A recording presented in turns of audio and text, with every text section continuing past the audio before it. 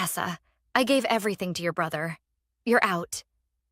For a moment, I thought I had misheard him. The words felt foreign, like they belonged in someone else's nightmare, not mine. I tightened my grip on my phone, feeling the sharp edge of betrayal cut through me. My father's voice was calm. Too calm. As if he weren't dismantling my entire life's work in a single breath.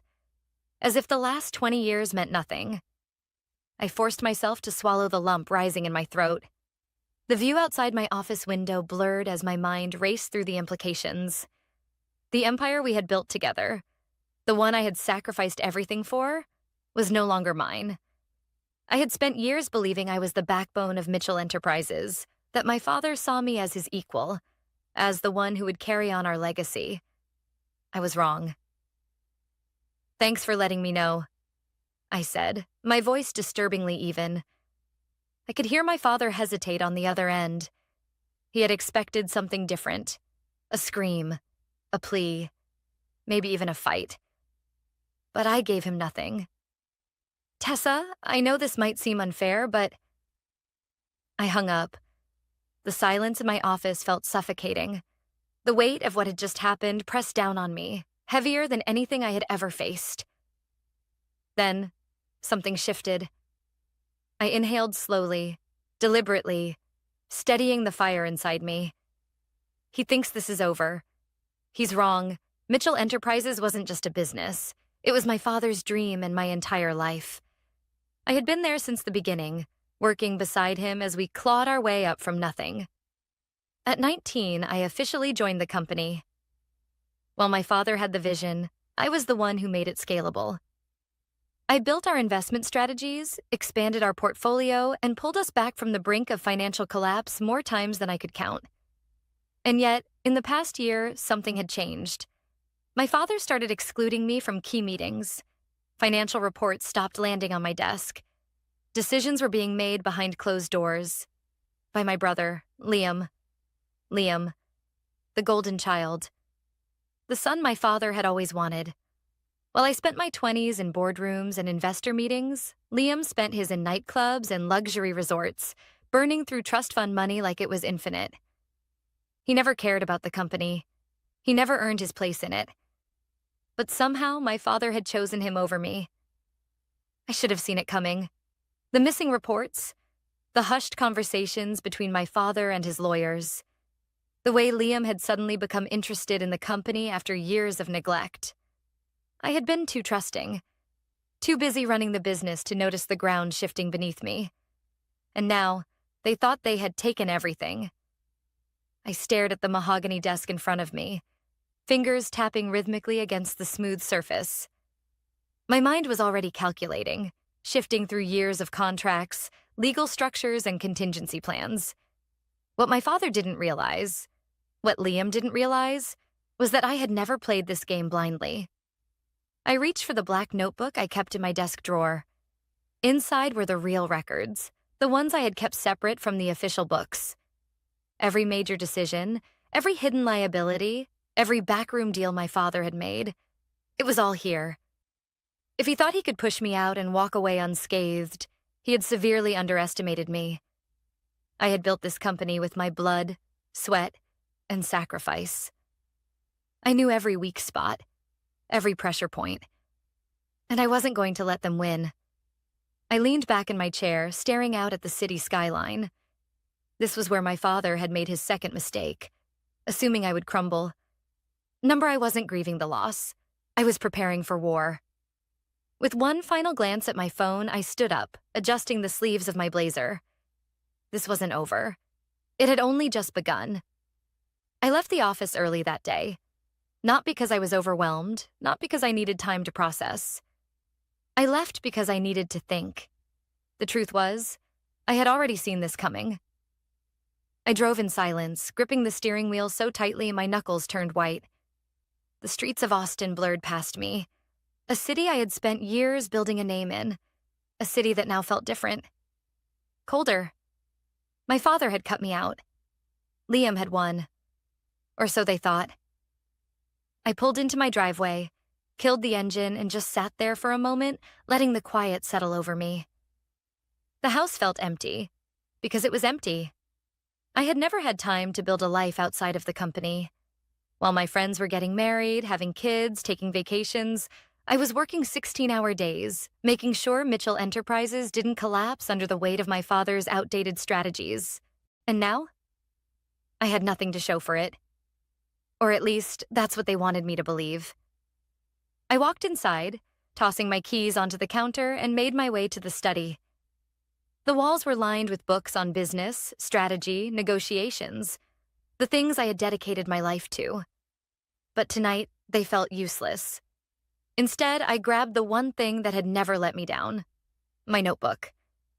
I flipped it open, scanning the pages filled with years of notes. Deals my father had made. Hidden accounts.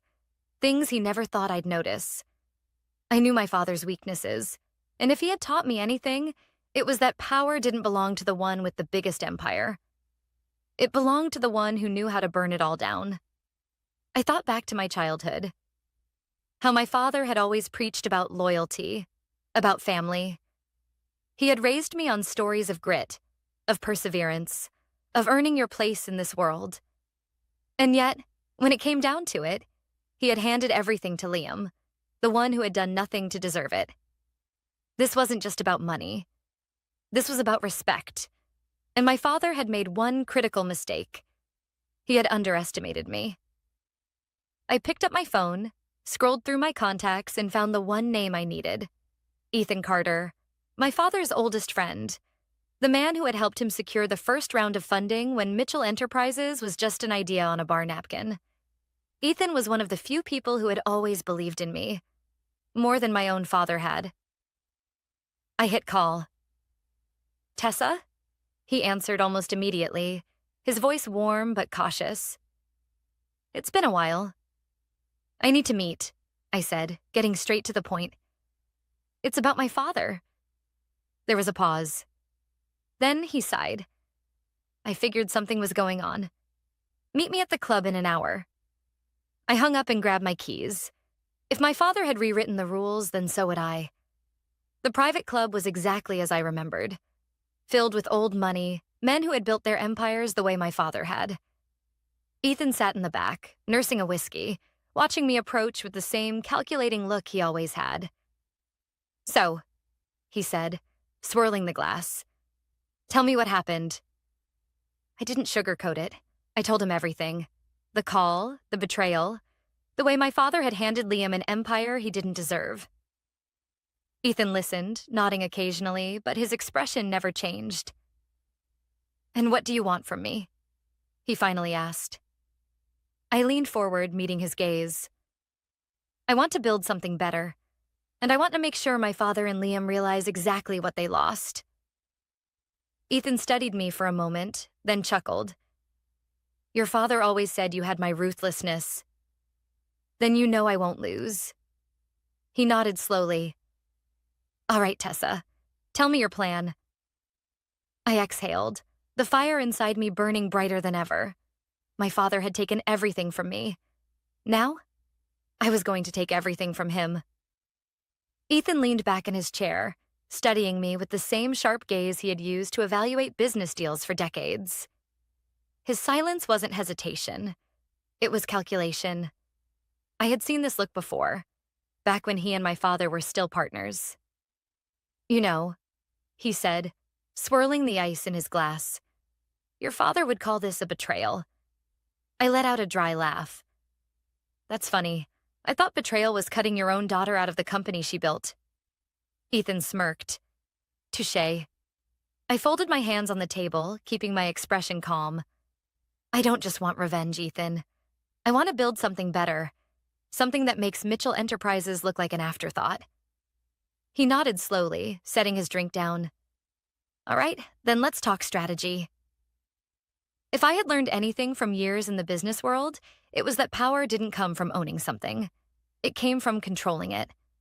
And despite what my father believed, I still had control over far more than he realized. I pulled out my phone and scrolled through my notes. Mitchell Enterprises has a major vulnerability right now: expansion. The company is over-leveraged. My father and Liam have been throwing money into new acquisitions, thinking they can grow faster than the market will allow, but they don't have the infrastructure to sustain it. Ethan raised an eyebrow. And how do you know that? Because I built the infrastructure. I met his gaze. I know exactly where the cracks are. And if those cracks get a little wider, the entire thing collapses. Ethan let out a low chuckle. So you don't want to attack them head on. You want to let them destroy themselves. Exactly. Mitchell Enterprises had spent the last year pushing aggressive investments into real estate, manufacturing, and supply chain logistics. But my father and Liam weren't visionaries. They didn't understand the industries they were buying into. They were operating on blind ambition and arrogance, thinking their name alone was enough to guarantee success. It wasn't. And what happens when Mitchell Enterprises starts to struggle? Ethan asked, a knowing smile creeping onto his face. That's when I make my move. Revenge wasn't enough. I wanted more. I wanted to prove that I wasn't just some expendable asset my father could discard. I wanted to show them that cutting me out was the worst mistake they had ever made. I needed funding. I needed resources. And most importantly, I needed the right people. I want to start my own firm, I said. Something lean, strategic, focused on acquisitions that actually make sense, not just flashy headlines. And I want to poach the best people from Mitchell Enterprises. Ethan laughed, shaking his head. You really are your father's daughter. I smiled, but there was no warmth in it. I'm better. I had spent years inside Mitchell Enterprises, building the best teams, training the sharpest minds. They trusted me. They didn't respect Liam. And if given the choice, I knew exactly where their loyalty would lie. Ethan leaned forward, eyes gleaming with interest. Let me guess, you already have names. I slid my phone across the table. On the screen was a list of top executives, project managers, and financial analysts, the backbone of Mitchell Enterprises. These are the people who actually keep the company running, I said. And I guarantee you half of them would walk if given the right opportunity. Ethan whistled. You don't waste time, do you? I don't have time to waste. Ethan leaned back, considering his options. All right, Tessa. I'm in. Those 3 words were all I needed. Within a week, I had secured initial funding. Ethan introduced me to investors who were eager to back a competitor to Mitchell Enterprises, especially one that knew exactly how to dismantle it from the inside. The first person I called was Danielle Carter, the company's head of risk management. She had been my mentor for years, someone who had seen firsthand how much I had built. Tessa? She answered on the first ring. I heard what happened. It's absolute bullshit. I'm starting something new, I told her. I want you with me. There was a beat of silence. Then she said, Tell me where to sign. One by one, the pieces started moving. By the end of the week, I had 4 key people. By the end of the month, I had 10. And the best part? My father didn't even see it coming. They thought I would disappear. They were wrong. I sat in my new office, staring at the official incorporation papers for my new firm. Mitchell Enterprises had taken everything from me. But I had built something better. I picked up my phone and scrolled to my father's number. For a moment, I considered calling him, letting him know exactly what I was about to do. But then I smiled to myself and put the phone down.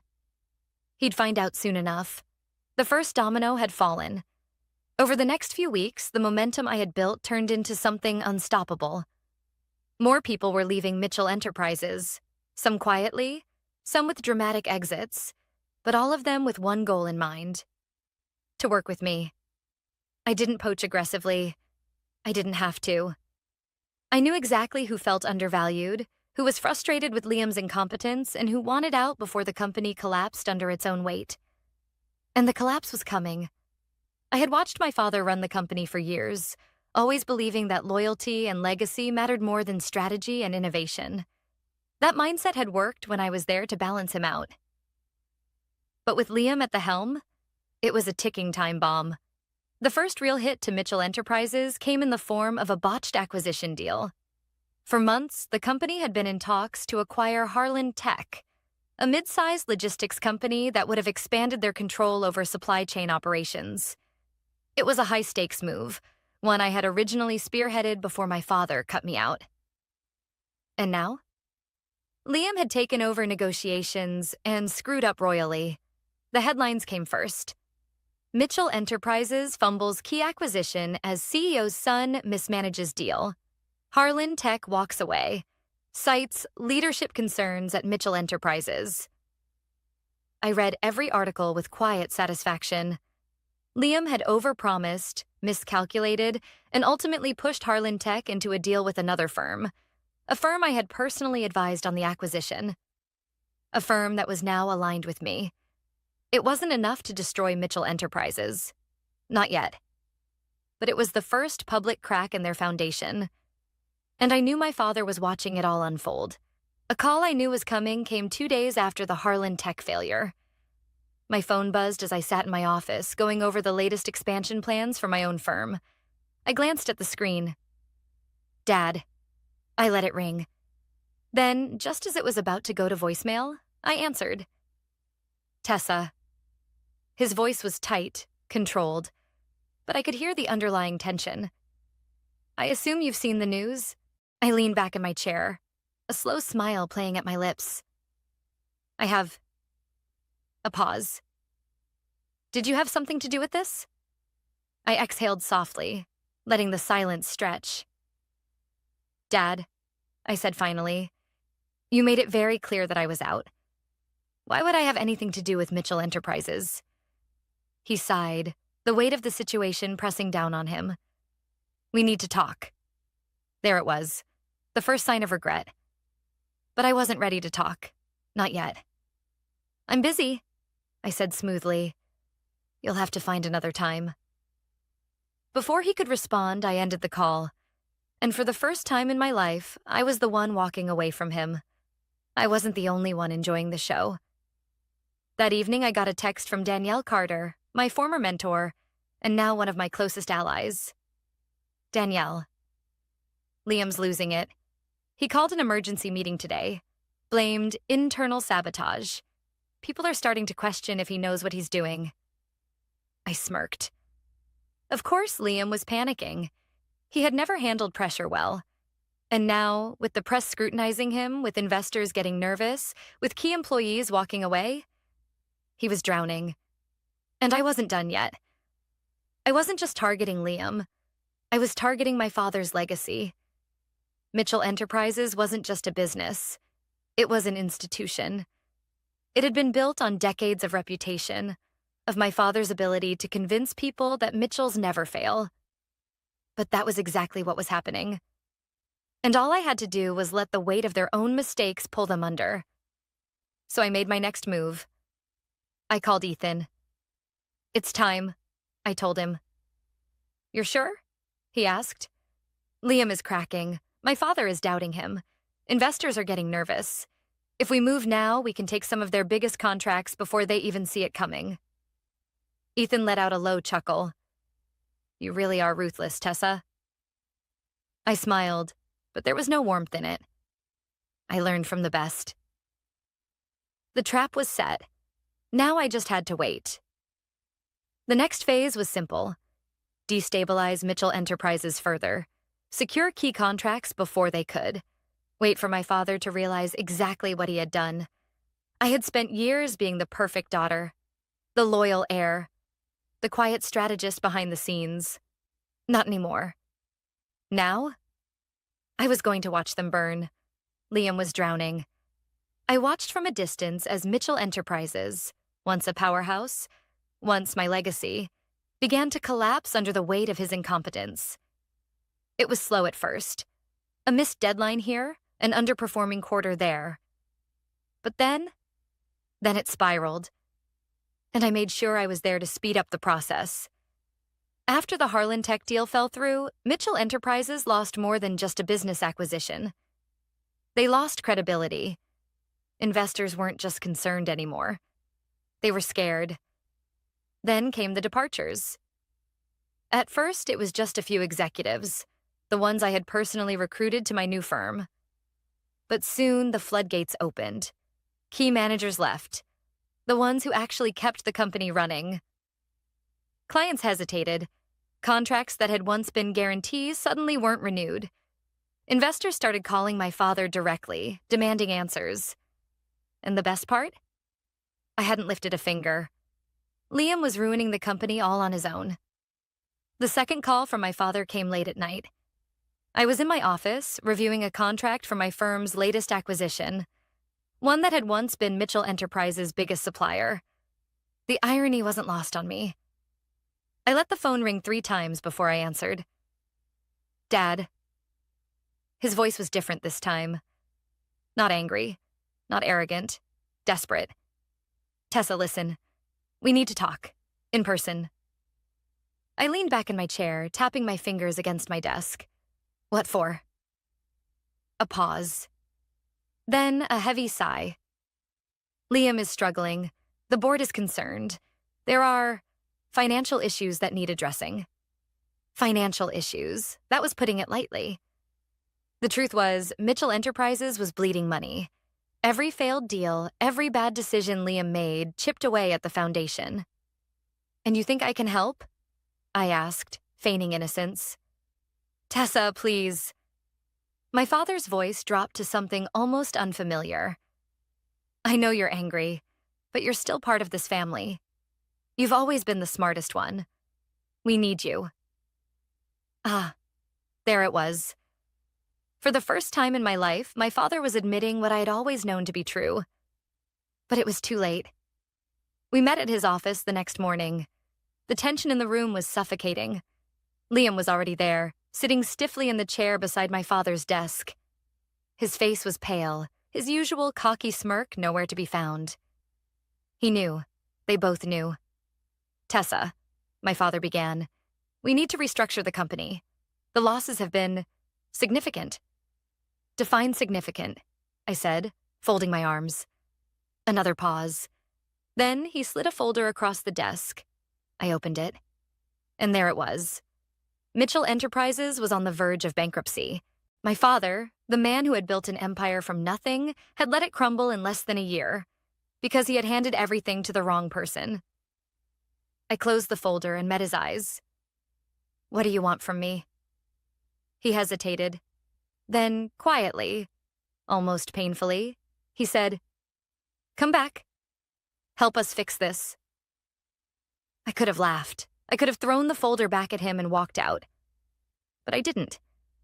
Instead, I let the silence stretch between us, savoring the shift in power. Liam, the golden child, was silent now. No arrogance, no entitlement, just fear. "And if I don't?" I asked, watching my father carefully. He exhaled. "Then we lose everything." I tapped my nails against the folder. This was it. The moment I had waited for. They had underestimated me. They had discarded me, and now they were begging for my help. "I'll think about it," I said smoothly, standing up. Liam's head snapped up. "Wait, what?" "Dad, she can't just—" "She can do whatever she wants." My father cut in. Liam's mouth clamped shut. I turned to leave. I had already won. And the best part? They still had no idea what I was going to do next. I didn't go back to Mitchell Enterprises. I didn't return their calls. I didn't respond to their emails. I didn't even acknowledge the carefully worded letters my father sent, each one more desperate than the last. I let them wait. I let them wonder. And while they were drowning in uncertainty, scrambling to fix the mess they had created, I made my final move. 1 month after that meeting, the news broke. Mitchell Enterprises officially files for bankruptcy amid leadership crisis. The article was brutal. It detailed everything: the failed acquisitions, the mass departures, the fractured leadership. Liam's name was plastered across every headline, the face of the company's downfall. But the part that interested me the most? The section about their assets. Mitchell Enterprises wasn't just collapsing. It was being sold for parts. And I had been waiting for this moment. I sat in a sleek, modern conference room, watching as a team of lawyers and advisors finalized the paperwork in front of me. The room buzzed with quiet efficiency, a stark contrast to the chaos unfolding within Mitchell Enterprises. My lawyer slid the final contract across the table. "It's official," he said. "Your firm now owns Mitchell Enterprises' most valuable assets." I picked up the pen and signed my name. That was it. Just like that, I had taken everything my father built, without him even realizing it was happening. Liam thought he was playing a game of power. My father thought he was preserving his legacy. But the truth was, they had been playing checkers while I was playing chess. I didn't just take the company. I took the best clients. I took the most profitable divisions. I took the people who had built the business in the first place. And what was left? A hollow shell. A name with no value.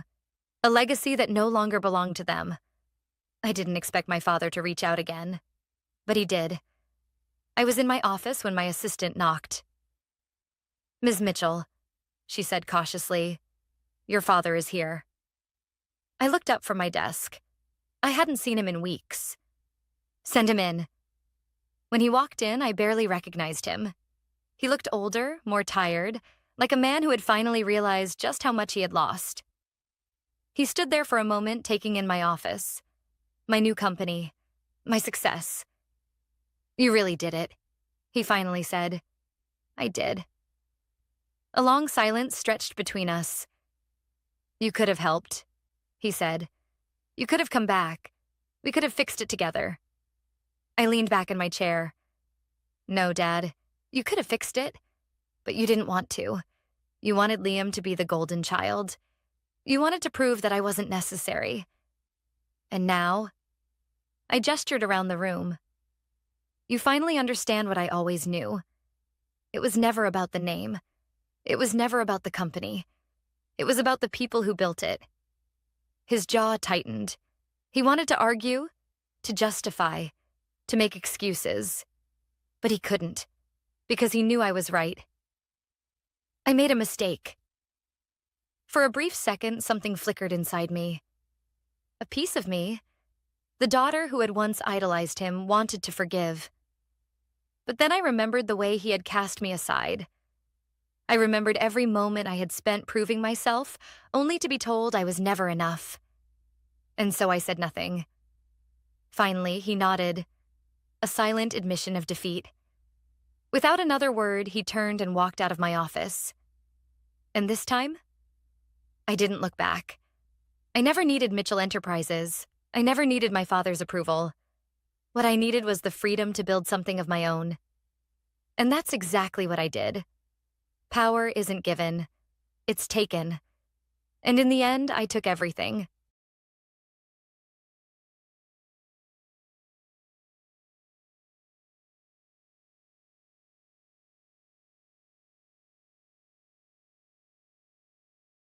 I didn't even want to go. The email came in at 9:47 a.m. sharp. Subject line, "Dinner with the Donnellys, Friday 7 p.m. A formal invite from HR with a little smiley face emoji added like that made it personal. After 22 years of building CoreLogic Dynamics from a tiny tech startup in a rented warehouse to a $120 million analytics firm with global clients, I was being summoned, not to a board meeting, not to an investor call, but to dinner with the CEO and his family. My name is Mia, and I was the first person ever hired at CoreLogic. I wasn't just part of the company. I was the company. When I started, we had 3 clients and 1 printer that jammed if you looked at it wrong. I built our client systems, managed vendor contracts, handled finances until we could afford a CFO, and pitched deals that kept the lights on. The founder, Doug Donnelly, used to call me the quiet engine. He said I kept things moving when everything else threatened to fall apart. But lately, I'd felt the shift. Doug had become more distant. My updates were skimmed rather than read. Our regular Monday meetings turned into bi-weekly calls that were sometimes rescheduled indefinitely. And then came the interns. Young, loud, buzzwords flying out of their mouths like confetti. I could feel the cold breeze coming before the window opened. So when I got the dinner invite, I knew. I just didn't know how cold that breeze was going to be. The restaurant was one of those swanky downtown rooftops with overpriced scallops and dramatic lighting. I wore a soft navy blouse and the pearl earrings my daughter gave me last Mother's Day.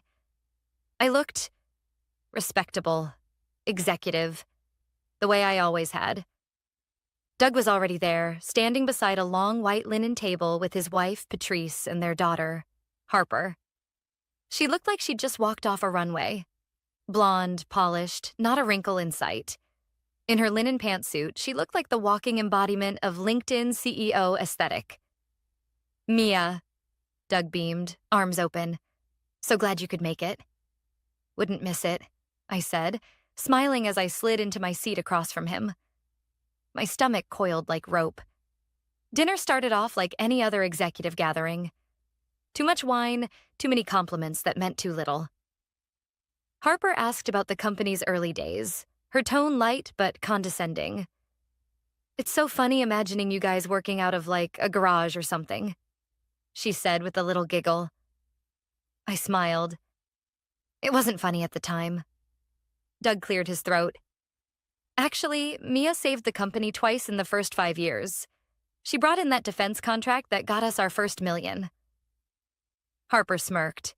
"Well, every company needs its building blocks."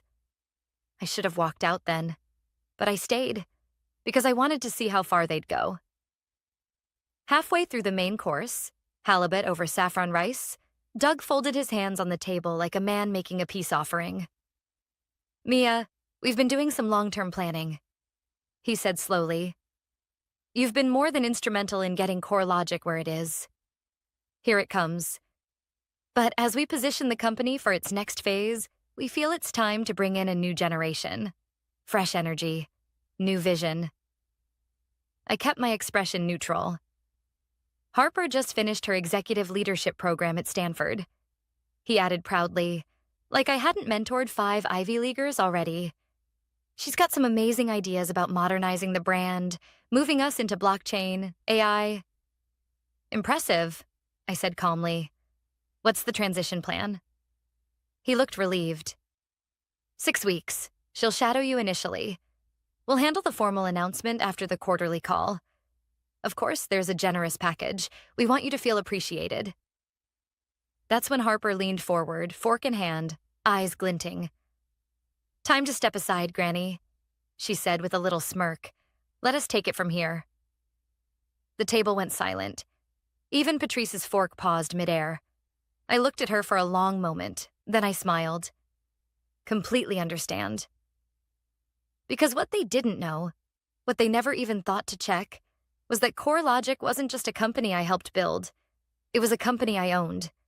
In a way they had forgotten. Doug had once given me 5% in equity when we couldn't afford a raise. I never sold it, and I'd been watching quietly ever since. They thought I'd forgotten. Doug gave me 5% of the company in 2003, 2 years after we'd started CoreLogic. We were nearly bankrupt. I had just pulled an all-nighter cleaning up a billing disaster that nearly lost us our biggest client. Doug walked into my office, red-eyed and anxious, and handed me a single-page agreement. "Mia," he'd said, "I can't pay you what you're worth right now, but if we make it through this, I want you to have a piece of it." At the time, I barely glanced at it. It felt like a thank you card more than a contract. I was exhausted, loyal, and stupidly hopeful.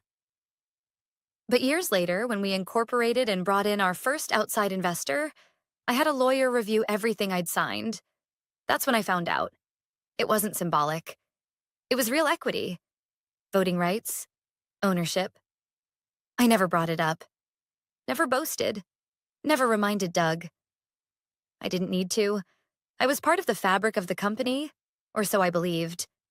But over time, CoreLogic changed, and so did Doug. He stopped asking for input and started chasing buzzwords. Consultants came and went, but the ones who smiled at Harper's LinkedIn profile stayed longer. Suddenly, value wasn't measured in loyalty or results. It was measured in optics, and I didn't look the part anymore. The next Monday, I walked into work like nothing had happened. smiled at reception, took my usual black coffee from the machine that still hissed like a steam train, logged into my email. My access was untouched. For now, no official announcements, just silence. Luis, our data engineer, stopped by my office with that cautious look he gets when something's off. "You okay?" he asked. I nodded. "Just a little dinner with the Donnellys." He winced. I heard. Words starting to get around. People are confused. I met his eyes. "Let them wonder." I wasn't ready to show my hand. Not yet. Instead, I called up the shareholder portal and logged in. My 5% was still there, untouched. And with the new investors bringing fresh capital, that sliver of ownership had grown into something substantial. I downloaded everything: stock agreements, board voting history, executive pay packages. Then I requested a meeting with Doug's executive assistant. "I'd like 30 minutes with Doug. Private." She blinked, surprised, but nodded. "I'll see what I can do." When I stepped into Doug's office on Wednesday, he looked up with a wary smile. "Mia," he said, gesturing to the seat across from him. "How are things?"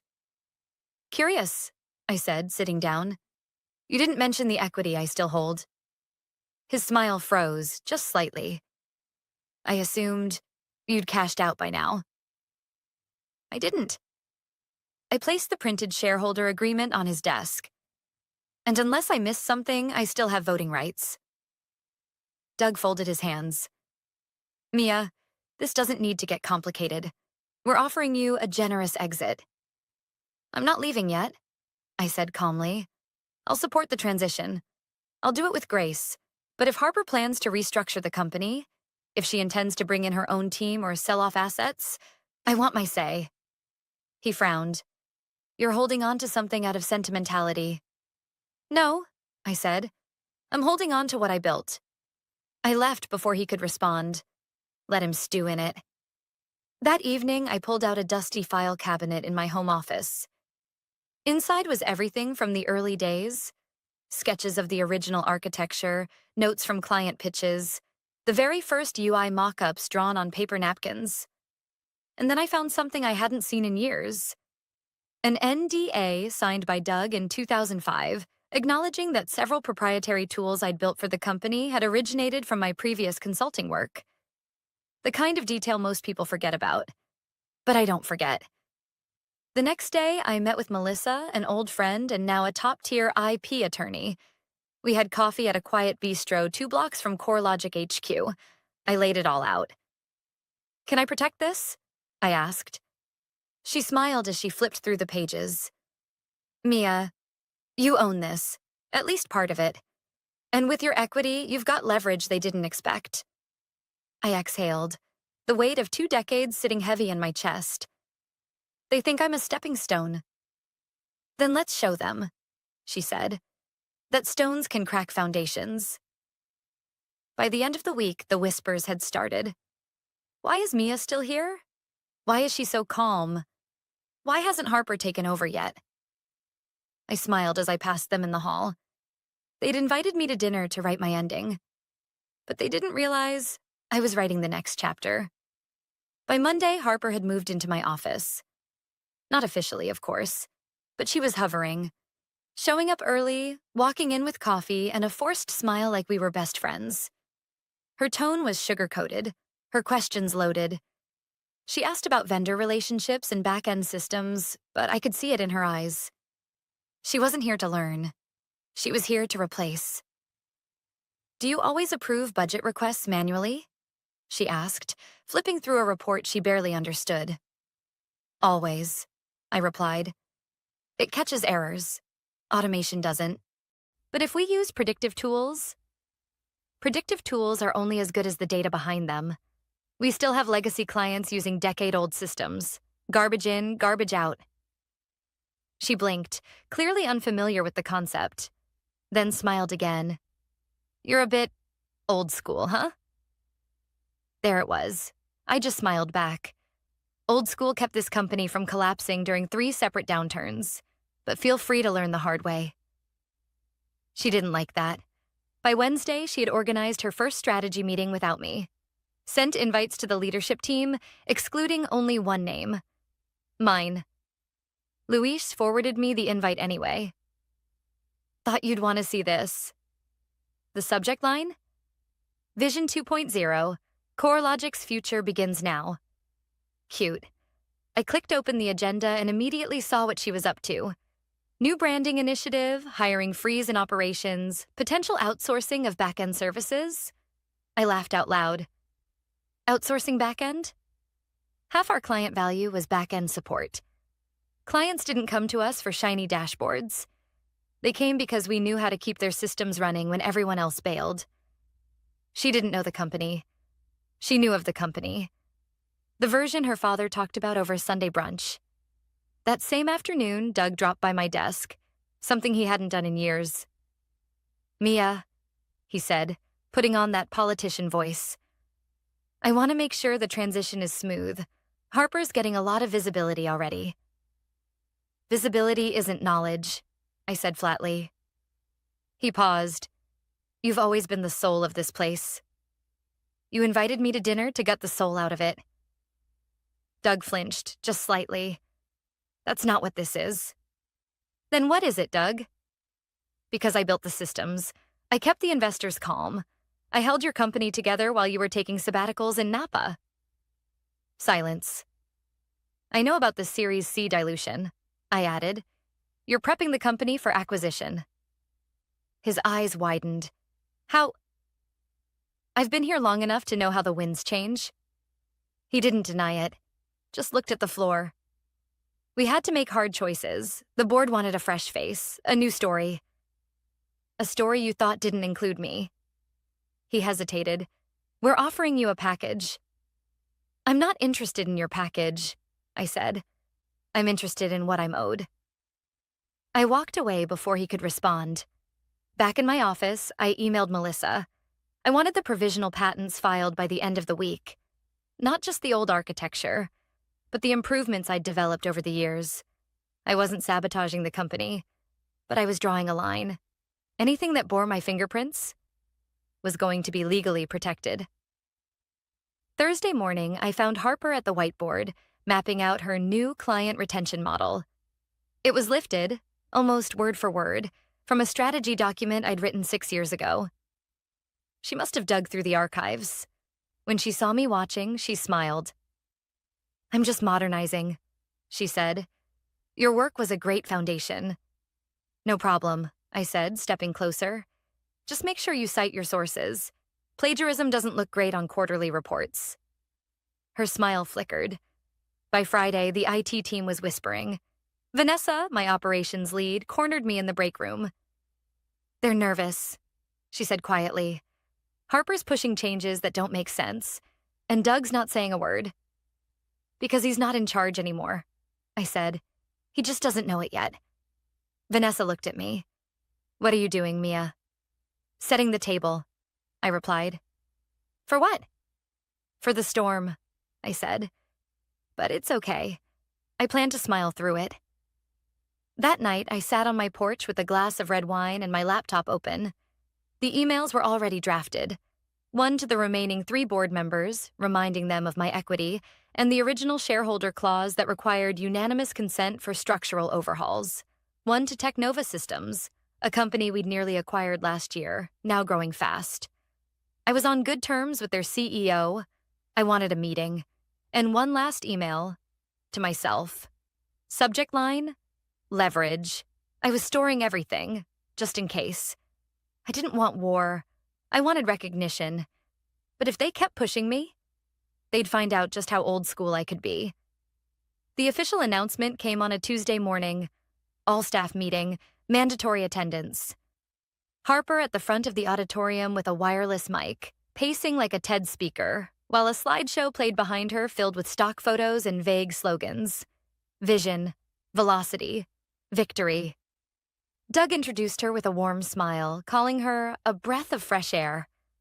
Harper beamed and thanked him like she'd just won a beauty pageant. Then she turned to the staff and said it. It's time for a new chapter, she began. A younger, leaner, and more innovative CoreLogic. And there it was. Not even subtle. I sat in the second row, arms folded, watching the faces around me. Most people tried to hide their discomfort. Vanessa looked stunned. Luis wouldn't even meet my eyes. Then Harper gestured toward the projector, and a slide came up with the words, Organizational Streamlining Plan. Phase 1.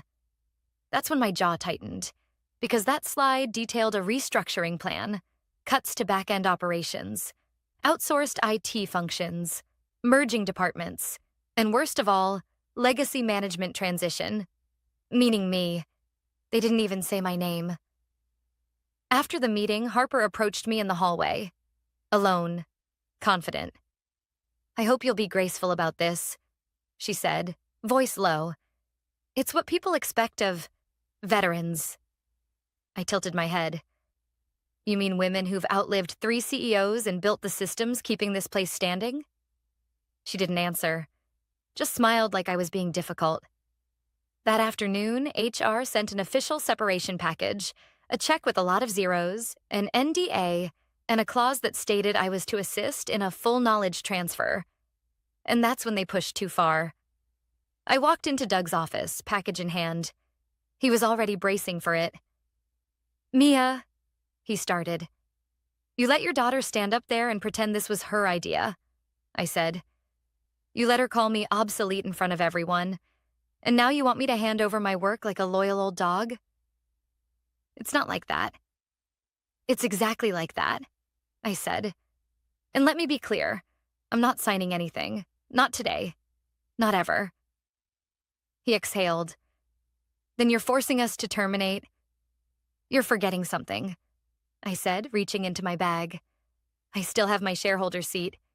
You try to force me out without board approval, you'll be in breach of the original agreement. Doug went pale. You think Harper's ideas are shiny and new, but they're dangerous. Cutting the back end will cripple your infrastructure. And that predictive automation model she keeps talking about? It doesn't even comply with our client contracts. You know that. He leaned back, silent. I'm not trying to sink the ship, I added, but I won't let you sink me with it. That night, I met Vanessa and Luis at a quiet diner across town. I slid them both manila envelopes. What is this? Vanessa asked. Proof, I said, that what we built isn't just lines of code. It's intellectual property. Documented, time-stamped, traceable. You're going to sue them? Luis asked. Not unless they make me, I said. But I want you both to be protected. Harper's already planning a second round of cuts. Vanessa nodded slowly. She's got the PR team working on the press release. They're cleaning house before the acquisition, I said. CoreLogic is being packaged, streamlined, turned into a shiny object. Luis looked up. Are you going to stop it? No, I said. I'm going to shape it. Over the next 3 days, I worked like a ghost. Quiet, unassuming, but precise. I met with Melissa again, filed a cease and desist letter regarding the reuse of proprietary modules in Harper's new systems. I sent a letter to the board, formal notice that I intended to vote against the restructuring unless a neutral third-party audit was completed, and I met with the CEO of Technova over lunch. Just a chat. But when I mentioned CoreLogic's shifting leadership, his eyebrows rose. They're positioning for a sale, I said. He nodded slowly. That would explain the talent reaching out to us. I smiled. If you're interested, I can tell you which systems you'd want to protect, and who actually understands them. By Friday, the pressure had reached Harper. Her voice had a new edge to it in meetings. Her smiles were tighter. The confidence was cracking. Because the people she thought she could lead were starting to look back at me. And all I did was smile. Because the storm she tried to unleash?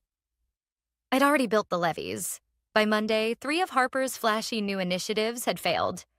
The vendor migration she promised would cut costs. Delayed due to integration issues. Also known as Luis, quietly pulling the plug on a compatibility patch he'd personally written 2 years ago. The rebranding proposal? On hold after the legal team flagged it for infringing on a smaller tech firm's trademark. A firm I knew personally. I might have tipped them off. And the new predictive analytics model? It crashed the second it was tested on live client data. Garbage in, garbage out, just like I'd warned. But Harper didn't stop. She doubled down. She called a meeting that afternoon, mandatory for all department heads. Her voice was clipped, fake smiling through her frustration. "We are going through growing pains," she said.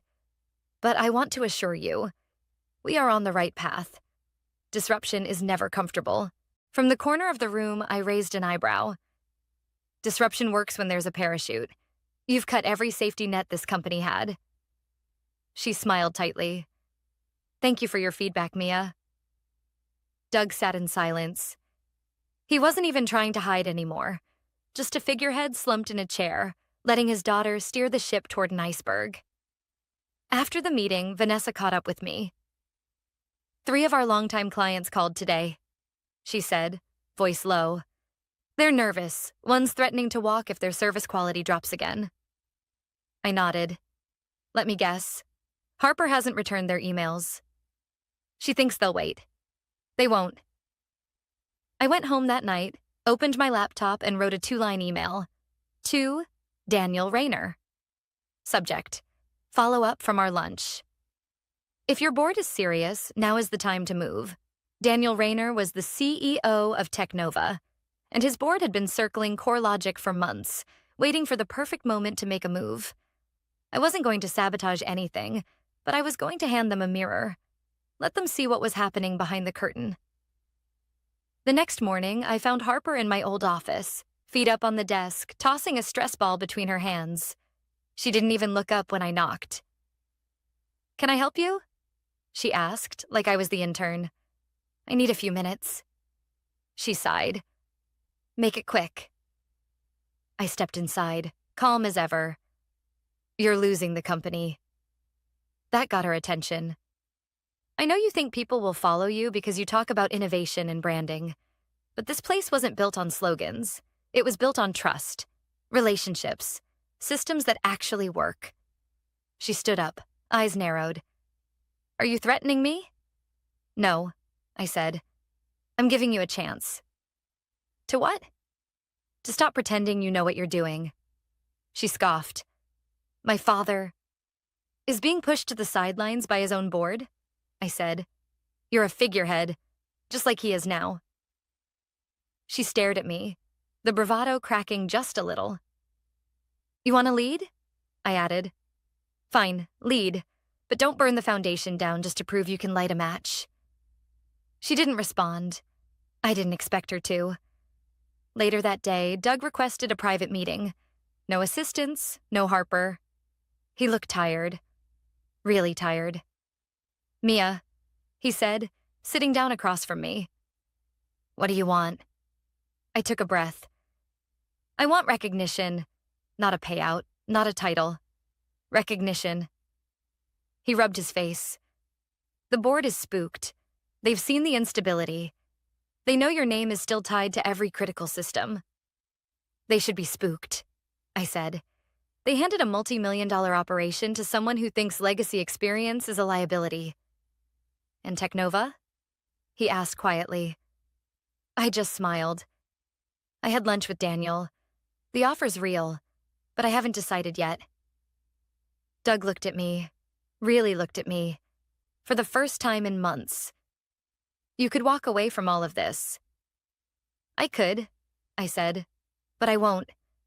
Because what I built matters, and if they want to keep using it, they're going to do it on my terms." That evening, I got a text from Vanessa. Client X just sent an official letter of concern to the board. "Things are shifting." I replied with 2 words. "Hold steady." Harper had the microphone, but I had the stage. And in just a few more moves, I'd be the one rewriting the script. The boardroom was full, not just physically, but viscerally. The kind of full where tension hangs in the air like static and everyone pretends they're calm when they can barely breathe. It was Thursday. Emergency session. The board had called it. The CEO, the interim leadership team, department heads, and me. Doug sat at the end of the table, looking 10 years older than he had 2 weeks ago. Harper sat beside him, flipping nervously through a leather notebook she hadn't written a single useful word in. And across from me, the man I'd spoken with over lunch just days ago. Daniel Rayner, CEO of Technova, now wearing the polite, detached expression of someone evaluating a company's organs before deciding whether to transplant or walk away. "Before we begin," said Celeste, the board chairwoman, "we need to address the elephant in the room." She nodded toward me. "Mia has brought to our attention several items, contractual, technical, and operational, that were not disclosed during our internal assessments of CoreLogic's transition phase." A few heads turned. Doug's face was stone. Harper glanced at me like she finally understood she'd stepped into something much bigger than her. Celeste continued, "As per our original shareholder agreement, any attempt to restructure the executive function requires unanimous board approval if it affects stakeholders with more than a 3% share." She turned toward me. "Mia, would you like to speak?" I stood, not rushed, not emotional, just grounded. "I'm not here to cause chaos," I began. "I've never wanted that. I'm here because for over 2 decades, I gave everything I had to this company. And somewhere along the way, people started treating that as a weakness, as expendable." Harper's jaw clenched. I didn't look at her. "I don't want a crown. I don't need a title. But I do want my work respected. I want my contributions acknowledged. And I want whoever leads this company to understand that innovation means nothing without a foundation to stand on." There was silence. Then Daniel cleared his throat. "We've been watching this closely," he said, gesturing around the room. "And we've seen the fallout. 3 major clients have voiced concern. 2 have paused contract renewals. And based on internal reports, the systems that make CoreLogic valuable are not as autonomous as previously claimed." His gaze shifted toward Harper. She froze. He looked back at the board. "Our offer still stands, but it's contingent on leadership stability. And frankly, we won't proceed if the current transition plan remains in place." Translation: Harper had to go. Doug opened his mouth, but Celeste held up a hand. "Let's take a 10-minute recess." People rose, whispering among themselves as they filtered into the hallway. I stayed seated. So did Harper. She looked at me. Really looked at me. "I didn't mean to destroy anything," she said, her voice small now. I met her eyes. "You wanted to prove yourself, I get it. But you came in swinging without ever asking what we were swinging at. You treated people like obstacles. And you treated me like a footnote."